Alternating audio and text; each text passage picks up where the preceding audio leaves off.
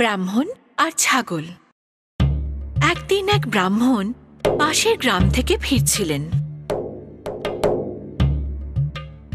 ইতিমধ্যে তিনজন ক্ষুধার্ত ঠগ লোক তাকে আসতে দেখে নিজেদের মধ্যে কথা বলাবলি করে। গ্রামবাসীদের মঙ্গল হোক, কেমন নাদুস নুদুস ছাগল আমায় দান করেছে।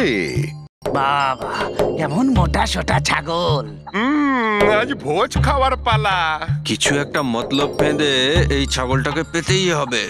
এটার এমন কি কাজ? শোনো শোনো, তবে আমাদের কি করা উচিত? প্রথম ঠগ ব্রাহ্মণের কাছে গিয়ে বলল, বামুন মহারাজ, এই কুকুরটাকে কাঁধে নিয়েছেন কেন? আপনার মজা লাগছে বুঝি?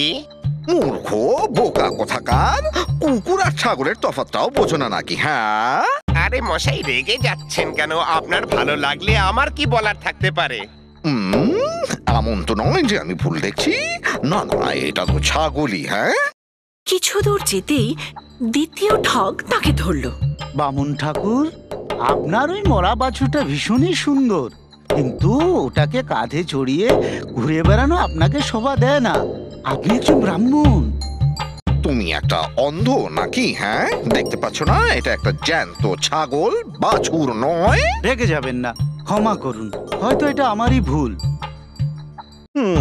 এটা কি হচ্ছেটা কি? আমি পাগল না ওরা সবাই ছাগল? ব্রাহ্মণ কিছু দূর যেতে না যেতেই, ও বামুন ঠাকুর, ওই গাধাটাকে নিচে ফেলো, না হলে লোকে নানা রকমের কথা বলবে। না না না, তিনটে লোক ভুল কি করে হতে পারে?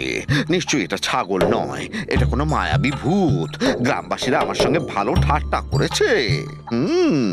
ঘাবড়ে গিয়ে বামুন ঠাকুর নিঃশব্দে ছাগলটাকে কাঁধ থেকে নামিয়ে তাড়াতাড়ি সেখান থেকে পগার পার।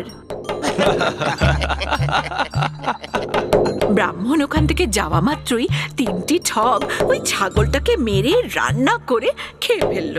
আত্মবিশ্বাস অত্যন্ত জরুরি।